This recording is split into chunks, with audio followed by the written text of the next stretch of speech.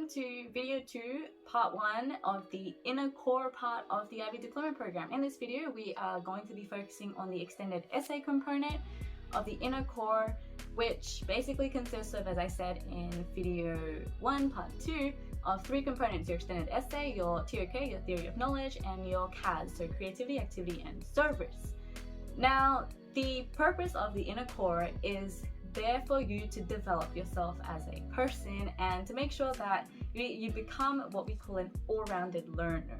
So that means that you don't spend most of your time just studying as we would associate with IB diploma program. That's why we have the CAS program, your creativity, activity, service, and we have some long-term projects so that you kind of spend some time thinking about life instead of just mathematical equations. So in this video, we're going to be looking at some of the tips and tricks that I found were really helpful and things that you guys should consider since you're going to be doing your EE in a pandemic instead of a normal time like we all wish we could have done. So just an introduction on how the inner core actually works, especially with the EE and TOK components. So your EE is a long-term research essay. It is 4,000 words in total, and it is marked out of 34 on a spectrum of A to E. So your highest is an A, then B, C, D, and E is pretty much a fail. So that means that if you fail that, then there is a possibility that you won't get the IB diploma. So that means that if you fail that means you have no high school certificate, guys. So please do prioritize writing your EE as well as your TOK. Now, the important thing to note here is that your EE is actually marked conjoined with your TOK, and together the score that you get for both of them gives you your number of points. So the number of points which you can get is 3, with 0 being nothing, which means you may have just failed your diploma, but 3 being amazing, like yes, you have won a lottery if you get your 3 points pretty much. And if your TOK is at a B level, if your EE is an A, then you got it. You can still get the 3 points. It does not need to be an A and A, or just full marks for both of them. It does not need to be like that. So let's get started on what I think you guys should be focusing on when thinking about your EE, planning your EE, and writing down your EE. So let's get started. Okay, so the number one thing I want you guys to think about when planning and brainstorming ideas for your EE is that you choose a topic that you're genuinely interested in, and that second of all, your topic has enough resources for you to be able to research on. So choosing a topic that you are genuinely interested in is so important, because the EE, as I said, is a long-term research project. You're going to have to spend probably around 1 year on it, writing it, planning it, literally breathing it every single day. So if you choose something you're not interested in and you hate, or you basically fall asleep just looking at the word, then imagine putting in being able to put in the time and effort for 1 year's time. You are going to procrastinate and put it off real big time, and by doing that, it'll probably end up needing to be crammed in the last week, pulling all-nighters, burning out, and just it's not a pretty sign. So that's why, guys, choose something you really enjoy about the subject. Now, the next thing to make sure is that whatever you do choose has enough resources, because say you choose something and you didn't actually research at the start of your EE journey, and you're halfway through and you're starting to realize that there's actually not enough resources, or the resources you are finding are kind of sketchy and not reliable, not academic, and so you're kind of in a bit of a puddle and you go, oh shit, I should have done this at the start. So do it at the start. That's really, really important. So a good way to do that is basically brainstorm. So brainstorm a list of topics, ideas in subjects that you're interested in and what you think you would like to research on. And then one by one, just start to tick off, okay, does this idea or does this research topic have enough scope? Now that means that, does it have enough possibility to actually research?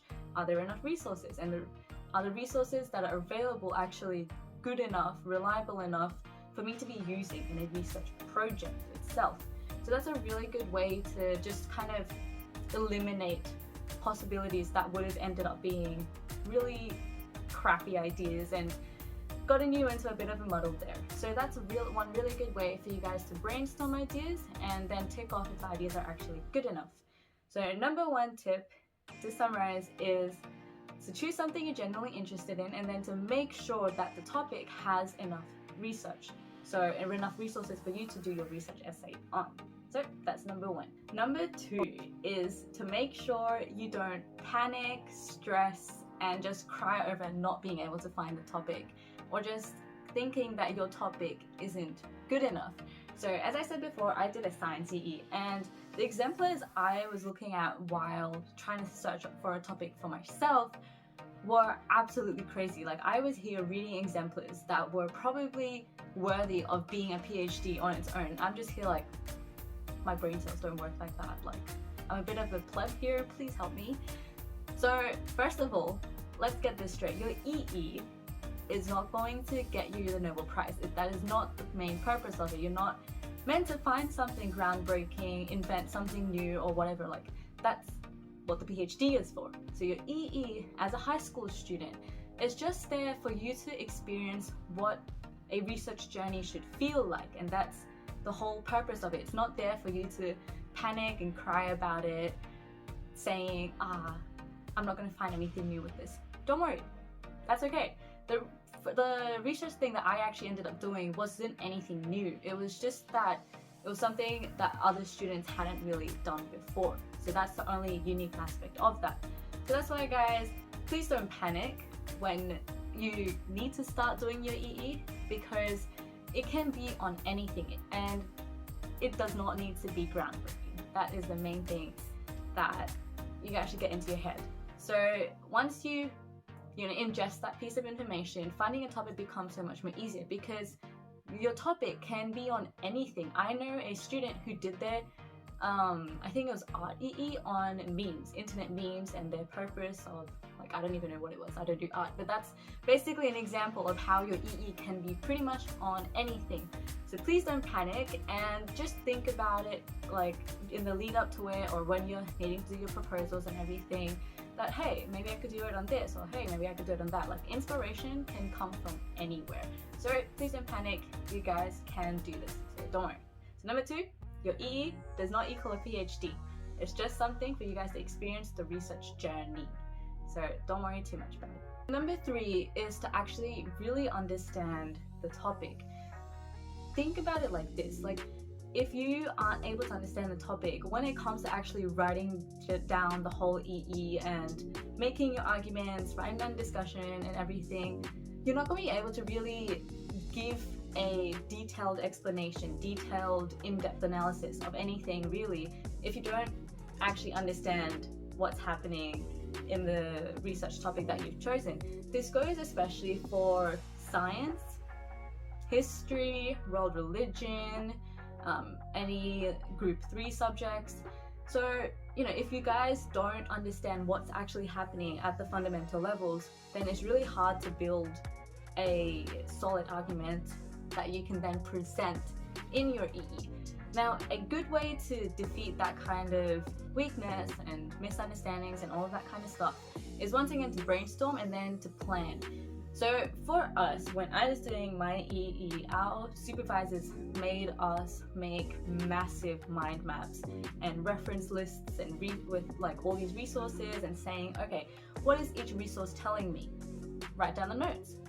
Then you can have it and you can go back to it when you're actually writing down your proper EE draft and then your final. So brainstorming, mind mapping, making tables and all of these things can really help you plan it out properly and help you understand what's actually happening, which can then help you not get overwhelmed when you're writing down the actual EE. Because once again, it's a long-term project. It can get overwhelming when you haven't done the work and you kind of just left it to the last minute. So that's why, guys, brainstorm with mind maps, tables, reference lists and everything, so that you can understand the topic and then can not have that panic happening too much. So that's number 3. An extra bit of information for anyone who's thinking of doing a science EE is that in a pandemic, and especially if you're in a lockdown, accessing labs is going to be a huge, just a fat no. Like, it just doesn't happen. So for me, we had a really snappy lockdown that happened during our experimentation process. So we had to cram our long-term experiment into just one day. And for some of us, that was only for the bacteria, people who were working with bacteria.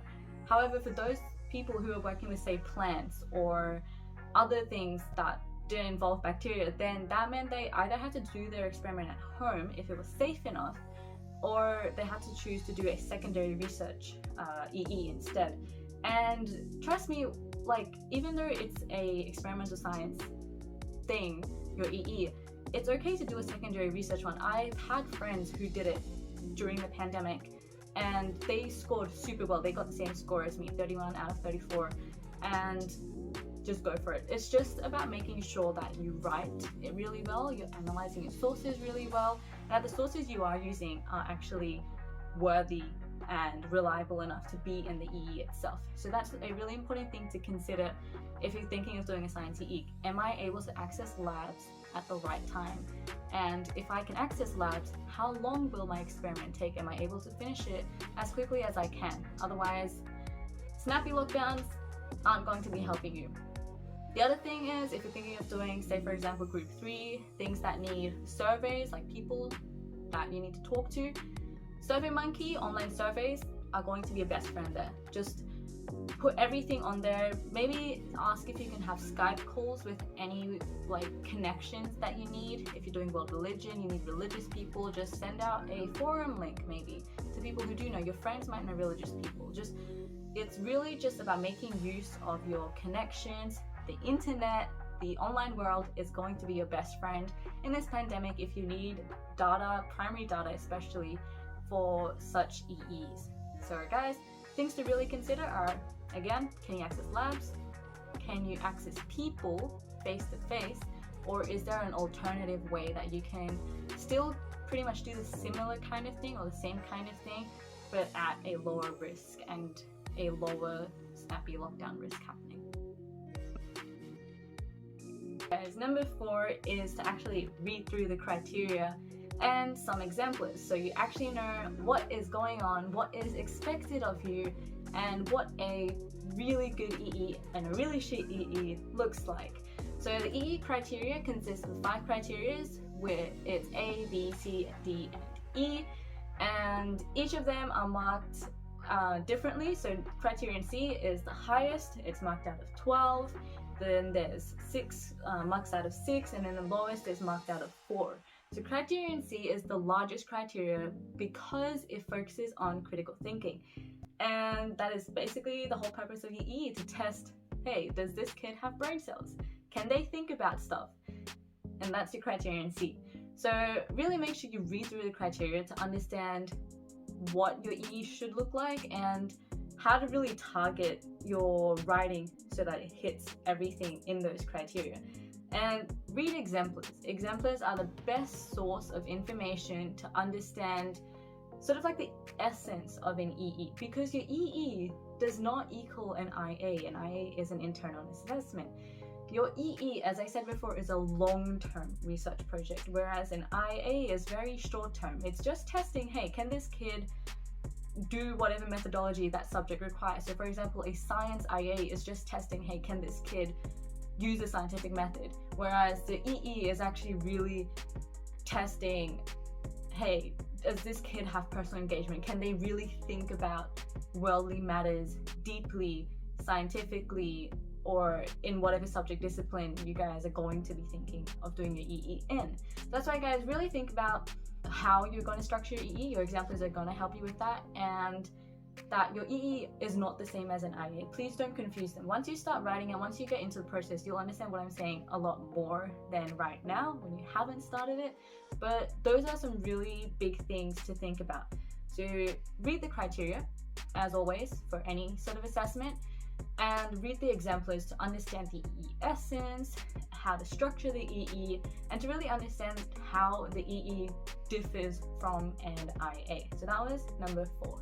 Number 5, guys, is just a heads up on the fact that since it's a long-term research project, you guys are going to have to do a lot of reading and to just be really prepared for that. So your EE requires you to research. Obviously, it's a research project, so that means that you're going to have to start reading way before you even begin to write it. So on a timeline, it's really good to have a timeline of when to basically have things done by. So on a timeline, if your EE is supposed to be around a year long, then you're going to spend, say, like the first 5 months, first 6 to 7 months just reading a ton of resources. For me, it was a ton of journal articles, websites, government websites and stuff on my chosen topic. And be prepared to change topics. So even though I said that if you don't like understand it, then scrap it. Say you do choose a topic, but then you kind of just decide, I don't think this is a thing for me. Don't panic too much about needing to change your topic. A lot of people will end up changing their topic midway through in the first 3 months of the EE journey. So don't panic too much about that. It's okay to change your topic. However, that doesn't mean like once you're into actually writing your EE and you're thinking, I don't really want to do this, maybe I should change topic. Please don't. You have started writing it. It is way too late to gather all that information that you need to write a very good EE. If you think you can do it, go for it. But my recommendation is please don't. It is going to really hurt your brain in needing to think about it. You're going to get overwhelmed and everything. So ideally, don't do that. And the next thing being is that your research question is also going to face a lot of changes. So don't fret too much about that either, because once again, your EE is going to change a lot from what you expected it to be to what you end up doing, getting, creating at the end of the day. So your research question is the last thing you'll probably end up changing so that it matches whatever you've done and created in the final product of your EE. So to summarize, don't panic and don't stress too much about changing things in your EE. Your EE is all about that, honestly. Like, you're going to change a lot as a person, as a learner, and as part of the learning process. It's just what comes with it, pretty much. So don't worry too much about it. The change happens and you just have to adapt and go with the flow for that. So number 5 is to not worry too much about needing to change your topic or your research question at the end of the day. So, that is a wrap on the first part of our inner core region of the IB diploma program. I hope you guys can use the tips mentioned in this video to basically just create the best EE you guys can in such a crazy time, and that you guys can really learn something from that EE journey, pretty much. And honestly, just understand that research is a pretty grueling task, and we should really respect our fellow COVID-19 vaccine creators for creating this vaccine in such a short period of time. It is honestly a miracle that whatever they have done with the whole vaccine thing. So guys, if any of you guys are getting vaccinated, please do tell your nurse, the healthcare team, that you guys are amazing, because what they do is not easy and it is really hard working in such a tough and really crazy time. So please do tell them that. And last but not least, guys, like, subscribe, comment as always. And if you guys have any questions, please feel free to email me, comment down below. I will always endeavor to answer them as quickly as I can. And guys, please keep going. I hope you guys are doing well in your situation as much as you can be. Keep going, keep surviving, and I'll see all of you guys for part 2. Bye-bye. That is so shit.